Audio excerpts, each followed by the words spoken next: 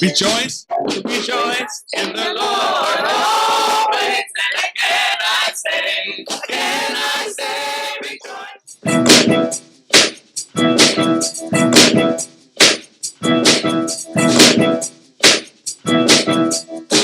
Jesus is the only place we can find healing when our hearts, our bodies, and our soul aches. Jesus is the only place. Jesus is the only one. Jesus is the all in all. Jesus will not accept half-hearted love. Jesus will not accept part-time lovers. Jesus wants all of you. He wants you completely.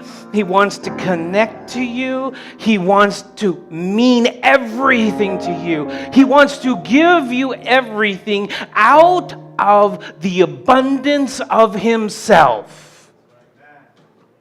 It's not that when we become lovers of Jesus that we lose anything. It's not that when we become lovers of Jesus that we miss anything. It's not that when we become lovers of Jesus we are denied anything. It's that when we become lovers of Jesus, full-time lovers of Jesus, He provides out of the abundance of He who is all in the universe. Why limit our love to part-time, halfway blessings from God? It's Black History Month. Amen. And all my sermons this month, with the help of Marvin, I'm really thankful for Marvin. He's going to keep helping me, right, Marvin? You're not going to leave me out here, right? Yes. All my sermons this month are based off African American pop culture. Yeah. Part-time lover. Any Stevie Wonder fans out there? Come on, don't pretend that you don't listen to Stevie Wonder or you never heard Stevie Wonder. You're probably not American if you don't know Stevie Wonder. Right? And I'm playing off this idea of part-time lovers. And what does that mean for Christians? You know, Black History Month is important. And sometimes people will say, well, you know, what about White History Month? And I'm very qualified to answer that since I'm white. I don't need a month. No one tries to bury my history. Amen. Amen. No one tries to push my conquests throughout the world into the dust. No one's trying to deny my achievements. It's because I'm white. And Shelby, you can save this for our 5th anniversary talk. Those of you here for the 4th one, Shelby confessed his struggle of having a white pastor. No, we're not forgetting it. It's part of who we are. But it's true. Because I'm white, I need to understand. I need to appreciate. I need to embrace this history. Amen. Right? Because really, the truth is that Black history and what it brings us in America is not just for Black people. It's for all of us. Because as soon as governments, as soon as laws, as soon as senators and presidents, and, you know, we're not going to talk about what's happening in Virginia this week, but as soon as, look up the governor after service, as soon as we allow this to encroach on anyone's liberty, everybody's liberty is in danger. Amen. Amen. Right? It could just as easily be Christians. It could just be just as easily Sabbatarians. It could be just as easy vegetarians. But then most of us would be safe, right? Come on, you got to laugh with me. But my point is, liberty is for all. And we must fight to keep winning liberty for all. That's why a white pastor needs to talk about black history. Amen. And here is a quote from one of our earliest civil liberty warriors from the 40s, Asa Philip Randolph, famous for saying, "Freedom is never given, it's won." I want you to think about it. It's just true. It's true on a civil rights level. It's true on a political level, but it's true on a spiritual level. Any oppressor is not going to let you go. Any oppressor who has you under his or her thumb is never going to let it up. Any oppressor that profits off of your back is never going to give you a rest. Any oppressor that holds back your dignity, that holds back your rights, is not going to easily give you back your freedom. Let me tell you something. The devil is the ultimate oppressor. And the devil has us under his thumb. And if you think for a minute, if you think for a second, if you think for a millisecond that the devil is ever going to give you your freedom, unless that freedom is won, you are delusional. You are delusional and probably damned. But here's the good news this morning. The good news this morning is Jesus won my oppression. Because freedom can only be won. Jesus won my oppression and gave me his freedom. You know, Jesus saw my oppression. Jesus saw my oppression by the ultimate oppressor. And Jesus coveted to be oppressed in my place. He was stricken. He was beaten. He was mocked. He was spat on. He coveted my oppression so that I could dream of his freedom. That's why issues of liberty must be of utmost importance for us, is because Jesus came to set us all free.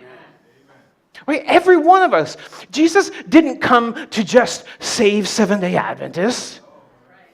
Jesus didn't come just to save Sabbath keepers. You know, Jesus didn't come just to save Christians. Jesus came to set everyone free. But you can have liberty and not practice liberty. You see, what Jesus makes free, no one can take away. And Jesus said, "The truth shall set you free. And if ye be free, you are truly free." However, while it can't be taken away, it can be given away. And that's what I want to talk to you about this morning. All of the liberty that we have won in America can be taken away. Prophetically, will be taken away. Prophetically, the oppression ahead is more severe than the oppression behind. Spiritually, every liberty you have gained, every victory you have gained, every stronghold you have broken, every turf you have kicked the devil out of, it can't be taken away from you. Jesus said, what is in my hand, no one can pluck out. But you can choose to leave that hand.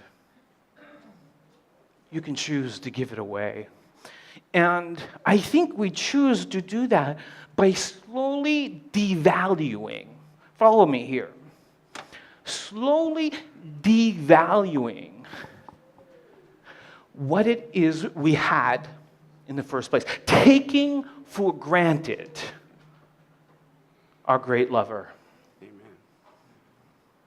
Relegating our great lover to certain portions, to certain places, to certain areas of our life, but not others.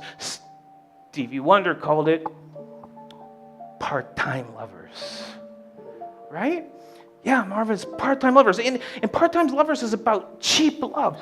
In Stevie's song, Part-Time Lovers, what he's talking about is an illicit relationship two people are having. And the male in the relationship is taking an advantage of the woman. The male is saying things like this. Now, tell me, women, that you would not put up with this. Here is what the male is telling her in the relationship in Stevie's song.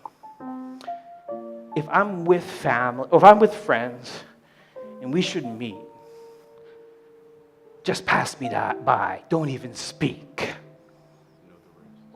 Know the words discreet when we are part-time lovers.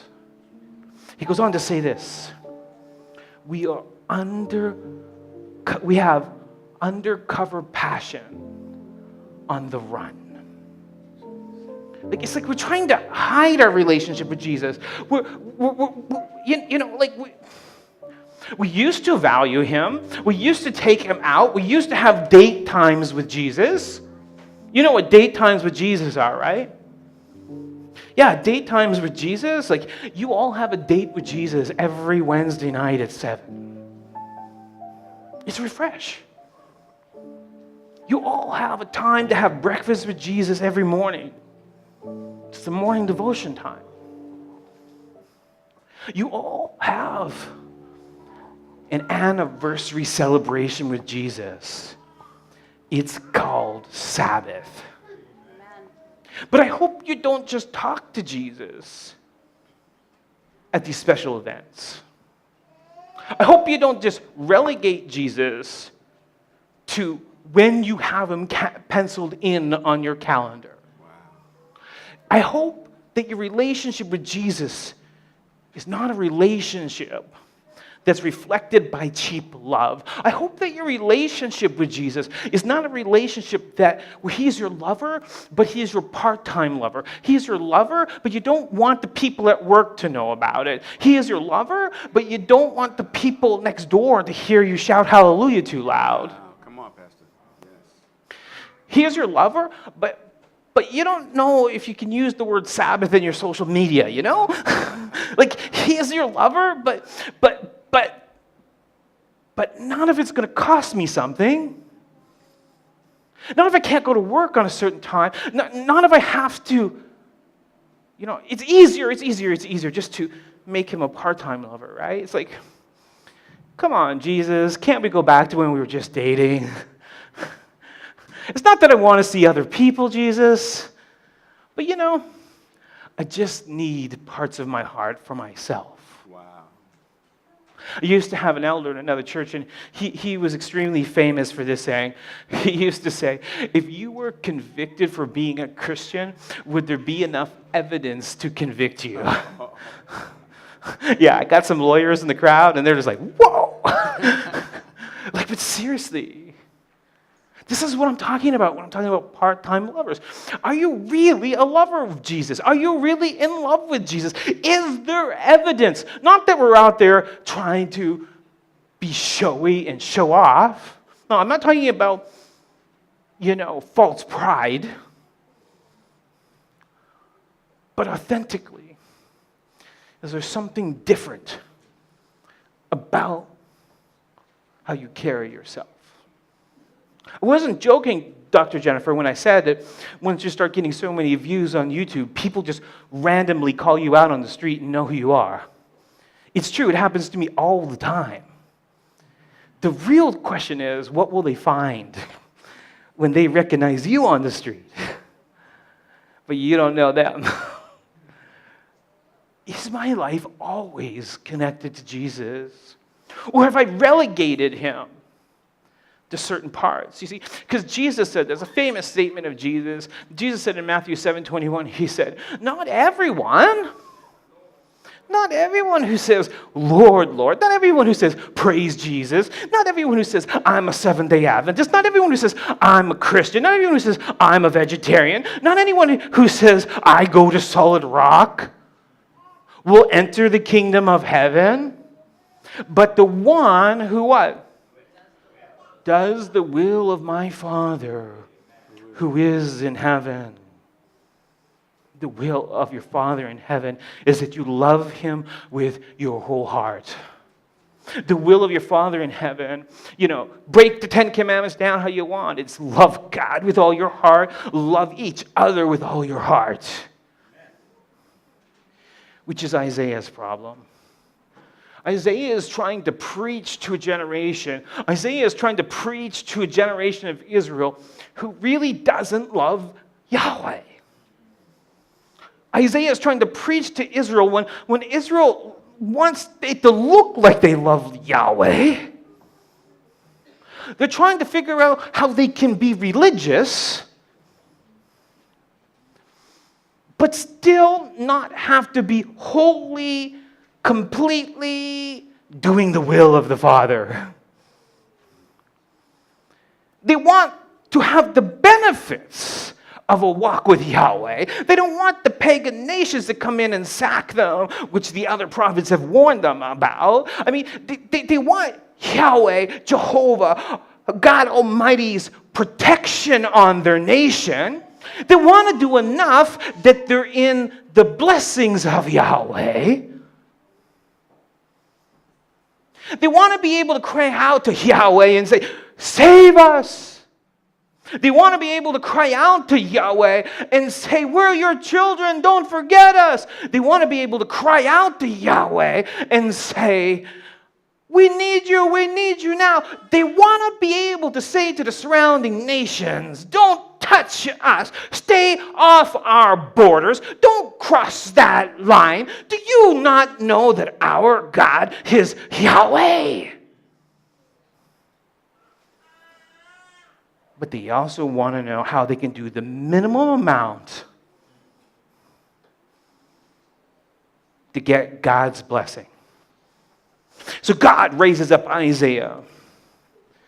And Isaiah is touched by an angel. An angel sears Isaiah's mouth with a coal from the altar of heaven. The angel of the Lord puts in Yahweh this fervor to call Israel back to a love-based relationship with Yahweh, not just give me what I gotta get relationship with Jehovah.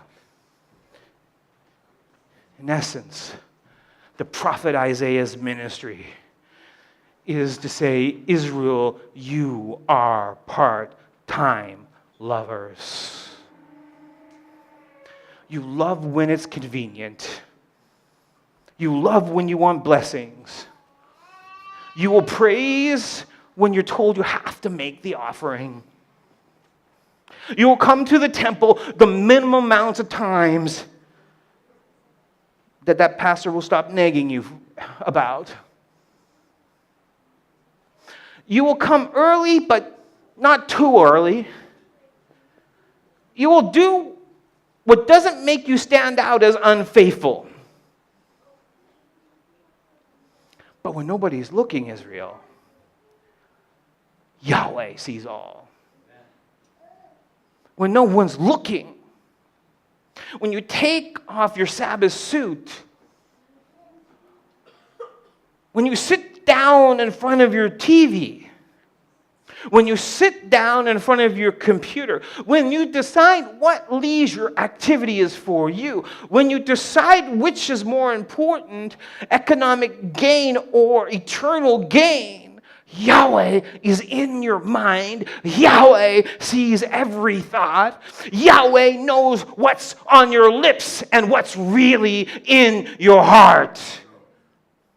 Yahweh will always know if you're really a part-time lover. And so, Isaiah 29:13, first part of the verse. Will you read it with me? And the Lord said, come on, read it with me. This is our key verse for today.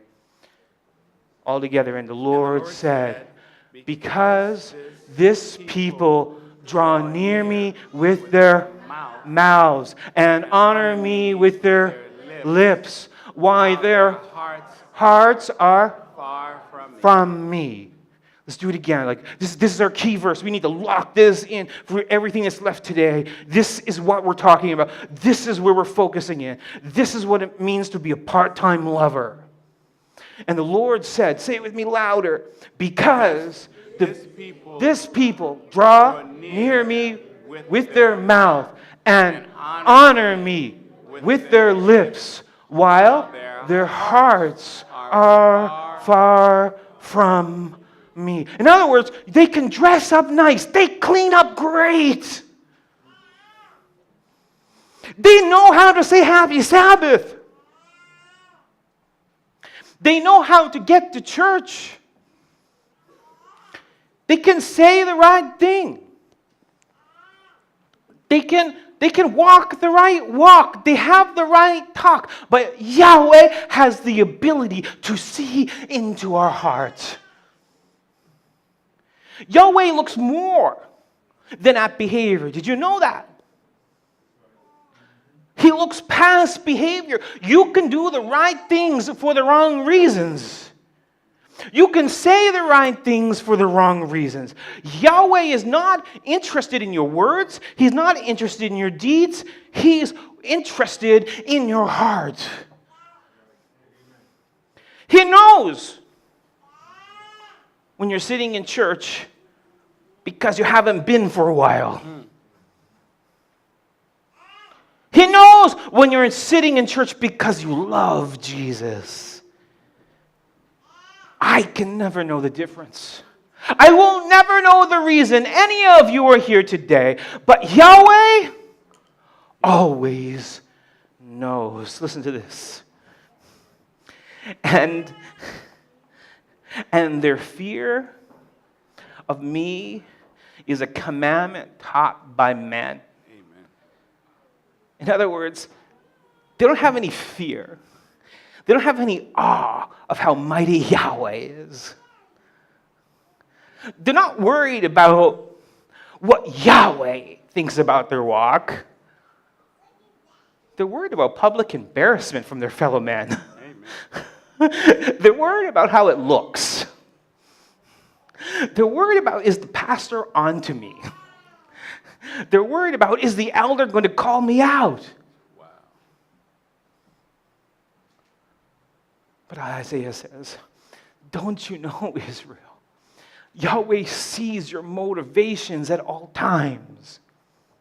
Yahweh knows your heart of heart. Yahweh knows when you've given him your everything or if you've just given him part of your heart. Look at this. He goes on to say, therefore, what?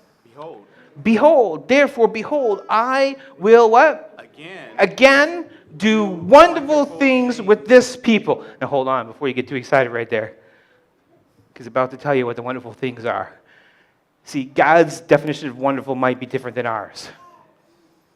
Right? This is the same prophet who said, your ways are not my ways. Your words are not my words. God is about to tell you what his definition of wonderful things are for part-time lovers. Therefore, behold, I will again do wonderful things with this people, with wonder upon wonder. And the wisdom of their wise men shall perish. And this discernment of their discerning men may be hidden.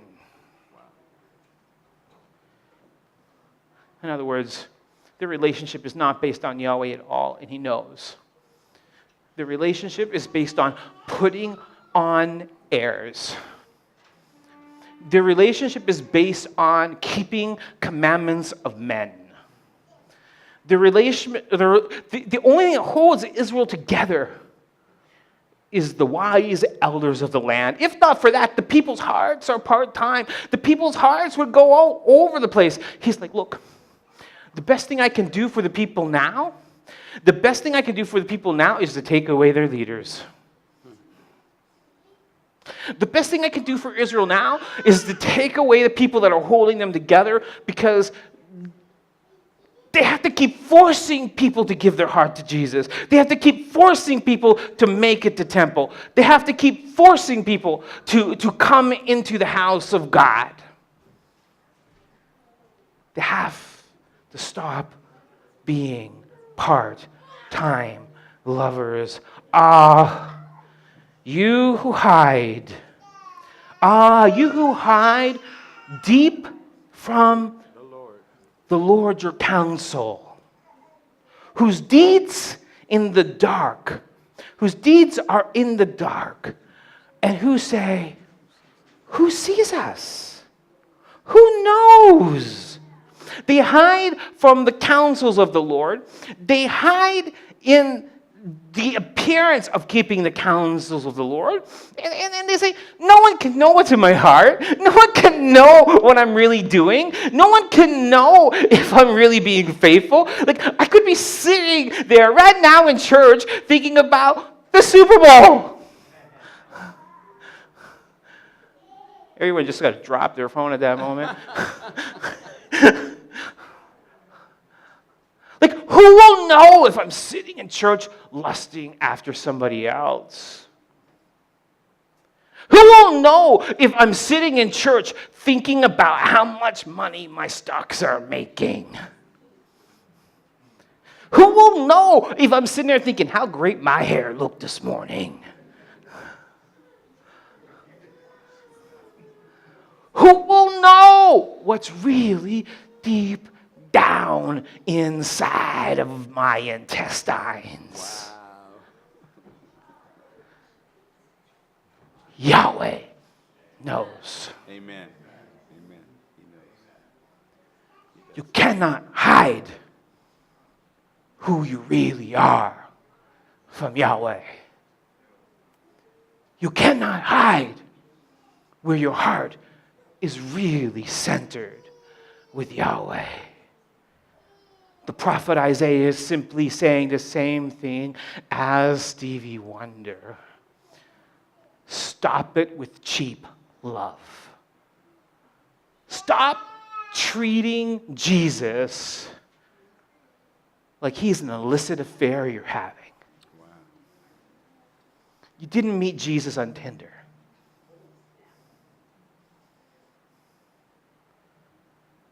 He's not your dating app honey.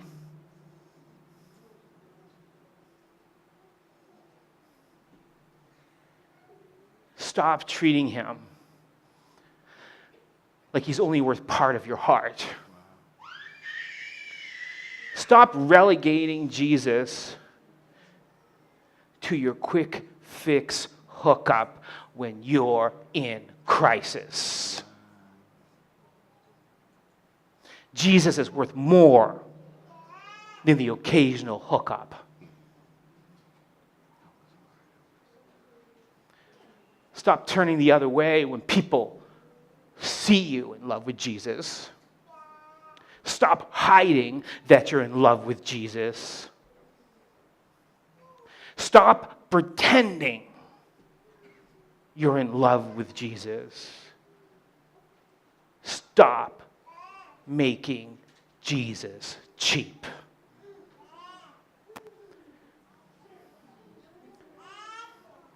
Freedom from oppression is one.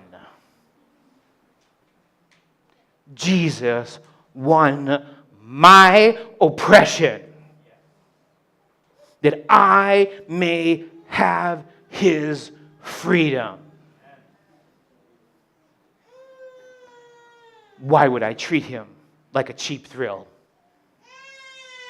Why would I treat him like a cheap blessing? Amen. Why would I treat him like a sugar daddy? That could be a whole nother sermon. Amen. Jesus has already given you everything that you can be given, and that is freedom from spiritual oppression. He has signed the civil rights legislation of your heart. Amen. And he has won the emancipation from the evil one. He deserves your undivided attention. He deserves your undivided heart. He deserves your passion, not on the run. He deserves your passion, not undercover. He deserves more than this. Now come on, you got to read this with me too, because this is not as key, but I want you to seek in when we don't fully give our heart to Jesus, what we're really saying. What we're really saying. You, read it with me. You turn things what? Upside down. Just stop for a minute. You turn things upside down. I won your oppression. I gave you my freedom. You throw my freedom away and you cling to the oppressor. This is what he's saying when he says you turn things upside down. You rather oppression over freedom. Again, you turn things upside down. Shall the potter, come on with me, shall the potter be regarded as the clay, that the thing made should say to its maker, he did not make me or form me. Wow. Say of him, who formed me? He has. Oh. Sorry. Say of him, who formed me? He has what? No understanding. Now think about it for a minute. Isn't that what we're really saying about Jesus? Amen. You don't get me. You don't understand me. It's because my needs are not met in you, Jesus, that I run to these other idols. It's because you don't give me enough of yourself, Jesus, that, I'm not even sure if you're there. I'm not even sure. Like, how do I know you're even real? Like, no. No, I'd rather go back to oppression. It's kind of like King Solomon when he said, a dog returns to his vomit. Yeah, someone in the front row said gross. Hallelujah, someone said gross. Amen. But you know what's even more gross? When we become to love vomit better than Jesus. Wow. When we think we're going to find something that's going to satiate us. We think we're going to find something that's going to satisfy us. We think we're going to find something that's going to fill the void in us in the vomit of the world. When Jesus offers us complete freedom, we want love on our terms. We want Jesus on our terms. We want Jesus undercover on the run. Like, I want to be able to get a bite of Jesus when I'm having a hard day. Wow. I want to snack with Jesus when I got financial problems. I might even arrange a little dinner date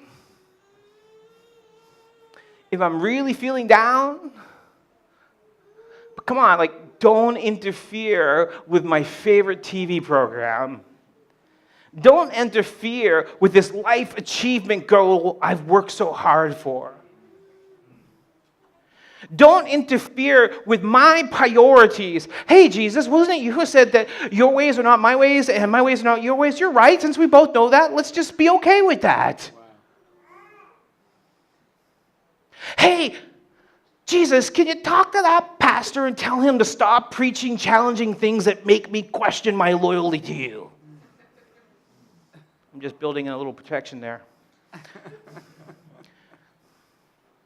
Hey, can't we kind of see other people?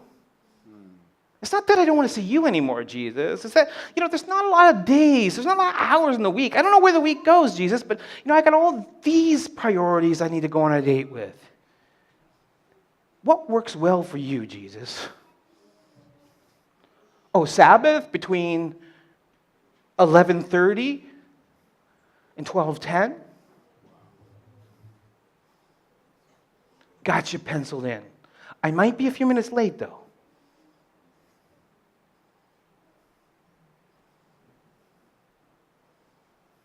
Hey, Jesus, we're only having an illicit affair. It's not like we're married. Wow. You're just my part-time lover. Didn't really have a relationship with you. I was just following the commandments of men so I wouldn't get into trouble. I'm doing what's required. Look, no one else is complaining about it, Jesus. What do you want from me? What do you expect from me? He expects that we stop being part-time lovers of God. Amen.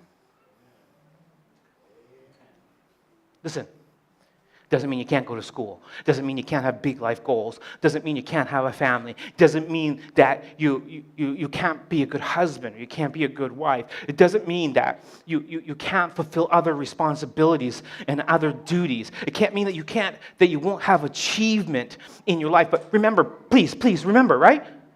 Remember, you're with me, right? Remember, the blessings of God come out of the relationship with Jesus. They don't stand beside it. It's an important distinction. The blessings of God come out of a relationship with Jesus. They don't stand beside it. Jesus will not be a part-time lover. Rather, if you put your blessings in Jesus, then He will put His blessings in your life. But we have to stop being too busy running from God to run to Him. I got to tell you, there's a distinct quality I recognize within our body that when we're in trouble, in general, people in this congregation, when we're in trouble, when we're first facing a crisis, when we're going through a hardship, now I'm talking to you and this congregation, our tendency is to run from God. I know it. You can sit there and tell me it's not you. He must be talking about the other person here, not me. I'm the pastor. I hear it from you. I hear it from your family. I hear it from everyone around you. Everything eventually comes back to my desk in one form or another. We have a tendency to run from God when we're stressed. We have a tendency to run away from the church when we're stressed. We have a tendency when we need to take one thing off of our list of things to do in a busy week for it to be God. And what I want to tell you as your pastor is you can't be a part-time lover of God.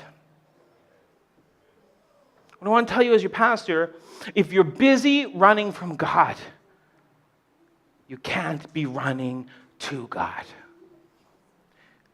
Yes, like this little one here running to the pastor. Good sermon illustration, little guy. I love built-in sermon illustrations. Right? When you're busy running from God, you will not be running to God. In Stevie's song, he's having an illicit relationship with this woman, and he knows that she's just going to go along with it. He ignores her when they come into contact. He doesn't want anyone to know about their secret relationship. But eventually,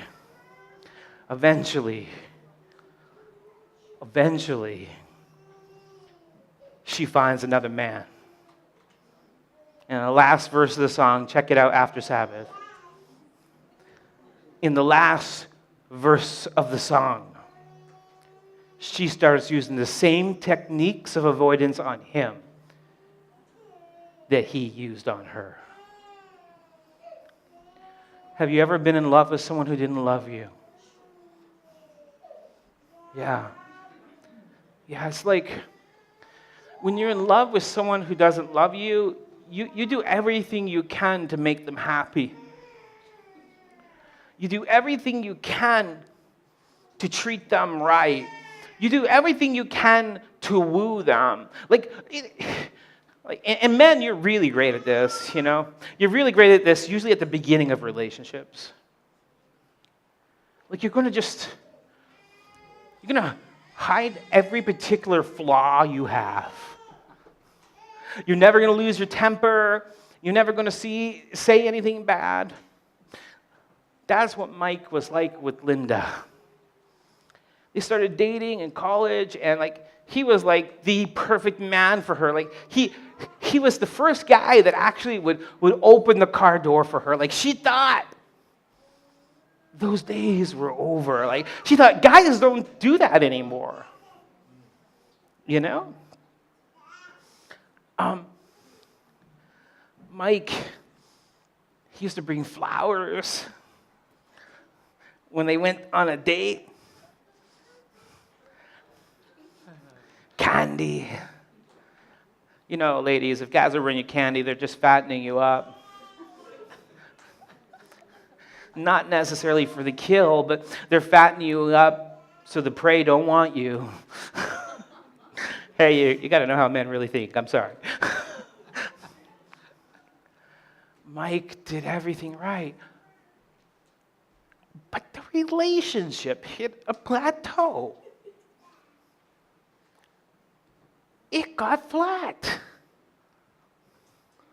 One day, instead of opening the car door, he was like, she's there. She's waiting for him to open the car door.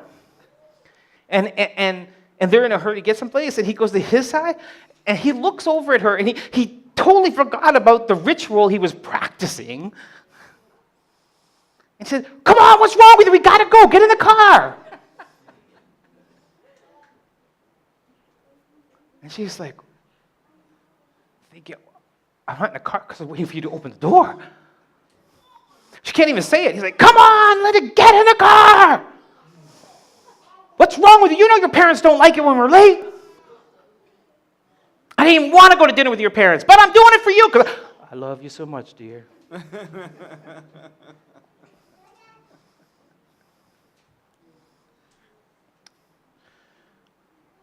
So Linda thought, the problem's got to be me. Linda thought, I must be the one who's changed since we started dating. Linda thought, maybe I'll play his game. And I'll do things for him that really aren't who I am, but they're things I think that will make him happy. She started picking him up from work. She started cooking him his favorite meals. She started he'd come in the house and the smell of this wonderful, wonderful food was all through the air. And this romantic music was playing. The lights were down. Now, ladies, if that's your approach in a relationship that isn't working, any response from a man that is not complete and utter submission to you at that point means you're with a toxic man who's never going to love you. Amen. I'm not going to lie to you. That's what it means. And that's how we treat God. Hey, when he first freed us, when he first gave us liberty, we were not only on time for church, but we were there for Sabbath school. Wow. Man, we filled up that morning devotion room until no more people could get in. The line said, sorry, the room is full. When we were in love with God, everybody who lived reasonably close enough to the church was at Refresh or prayer meeting. But as we start to move away from God, as we start to pencil God in, as we start to relegate our heart to the importance of other things, God tried to woo us back. He gave us a church with a better Sabbath school. He gave us a church with better music. He gave us a church with a full-time pastor. He gave us a church where people actually love and care about each other. But did we take him for granted? Because if we're taking God for granted when he's blessing us out of Jesus, out of redemption, then we are the ones who are toxic in this relationship. If that's the case, then we're the part-time lovers. I just got to say just one thing to you, just one more Bible verse to you. This is how God describes himself in relationship to you. For I, the Lord Yahweh, thy God, am a what? Say it with me. Jealous. I didn't hear you. He's a what? Jealous God. He's a jealous God. And if we were in the street, I'd say it differently, but he's going to leave your butt someplace.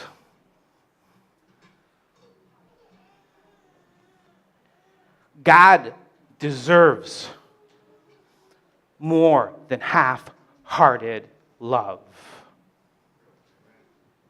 And don't you think he doesn't care? He cares very much. Yes, his great grace is abounding. But as the Apostle Paul says, then should we sin more that grace may abound? Heaven forbid. No way. Capiche? He's jealous of your work. He's jealous of your studies.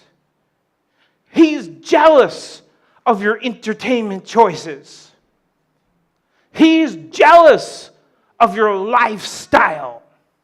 He's jealous of where you put your devotion. And don't you say, oh, Pastor, that's just one verse, because it's all over the Torah. And furthermore, this actual verse I took is right from the 10 Commandments itself. Look at that. That's Exodus 20.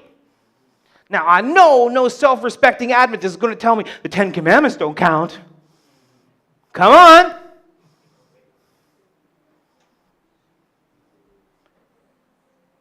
He's telling you right in the heart of his law, I'm not going to put up with adultery and idolatry. I'm not going to be your part-time lover. One day, you're going to call me for a hookup. And I'm going to be with those people over there. Wow. It's not that you can't come find me, but hey, a relationship takes time to build. Are we building a relationship with Jesus? Or are we keeping the commandments of man, as Isaiah said? The commandments of man is just doing enough to get by. I submit to you. Is it time to stop being a part-time lover and to become a Christian with all your heart. I can't know the answer. I can't know the answer because I don't know your heart. I only know your lips and what your mouths say. But Isaiah says, Yahweh sees your heart. Yahweh looks all the way down into the deep, dark places where you say, no one will ever know about this secret idol I've hid way down in the gut.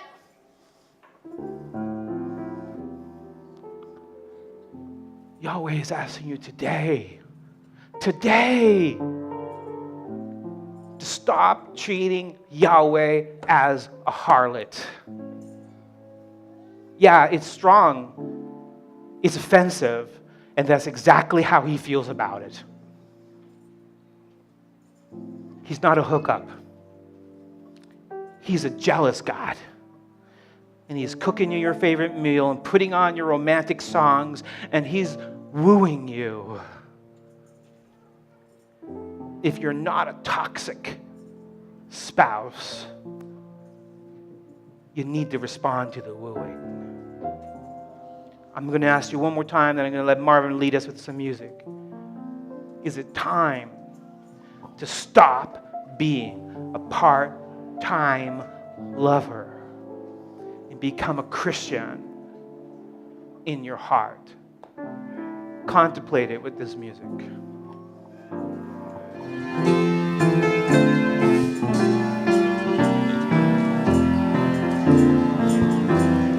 Lord, I want to be a Christian in my heart, in my heart. Lord, I want to be a Christian in my heart,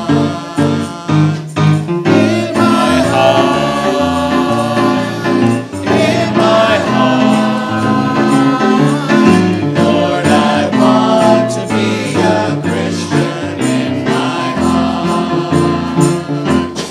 Lord, I want to be more loving in my heart, in my heart. Lord, I want to be more loving in my heart, in my heart, in my heart. Lord, I want to be more loving in my heart. Lord, I want to be more holy in my heart, in my heart. Lord, I want to be more holy in my heart,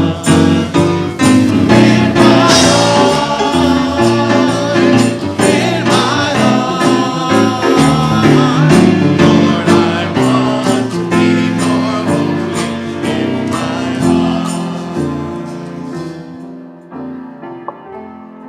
It's all about the heart. It's all about the place that Yahweh sees. When we say, Lord, I want to be more Christian in my heart, when we say, Lord, I want to be more like Jesus in my heart, what we're saying is, I want to take my praise off of my lips. I want to take my praise out of my mouth. I want to take my praise and make it more about what I tell people I am. I want to take my praise and make it more about what I say I am. I want to take my praise and make it about who I am. Because Jesus says that it's out of the abundance of the heart comes the things of the mouth. The problem is when your mouth is out of sync with your heart, God knows. So if we can be more Christian in our heart, if we can be more like Jesus in our heart, if we can be more loving in our heart, that's the will of the Father. Not everyone who says, Lord, Lord, will be in the kingdom, right? But the one who does the will of the Father. And the will of the Father is the 10 Commandments. Come on, Adventists. The will of the Father is to love God, and love man. And remember, right in the middle of those 10 commandments, he's jealous. He's jealous. He's jealous. He's not accepting your part-time love. Not taking it. He's not taking it. Will you give him all your heart today? On your card, there's a place to follow Jesus. If you're not honestly following Jesus, this is your chance to confess to Jesus. You want to give him all your heart. On your card, if you've got a struggle and you want us to pray for you, there's a place on the card for us to pray for you. Just write it down there. On your card, maybe you need baptism. Maybe you need profession of faith. Maybe you need to join the church. Maybe you need to do service to show your love for Jesus. It's all there on the card. We're going to put it in a plate as soon as we take up the offering here in a minute.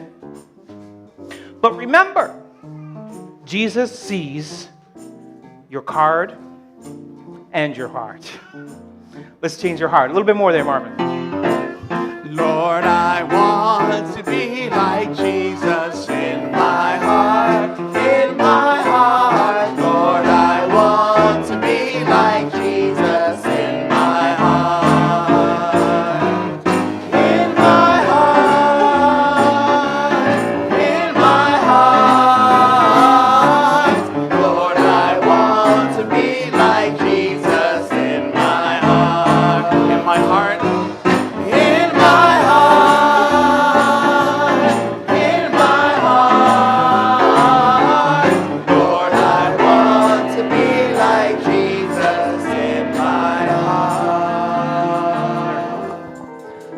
I can't see into people's hearts. I can only hear what's on their lips. I can only hear what comes out of their mouths. But one day we all stand before you and our heart is exposed. Father, I know there are people within the hearing of my voice.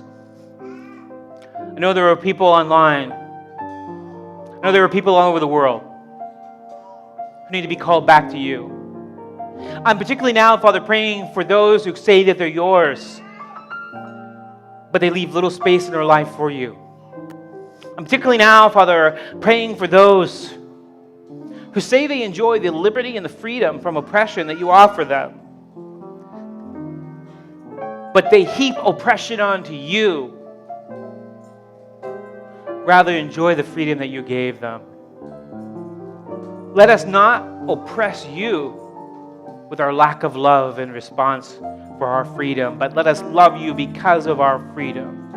Father, whoever it is who needs to decide for baptism, whoever it is who needs to decide to start doing something more in the church, whoever it is who needs to become a member of this church through any mechanism, Father, convict them now.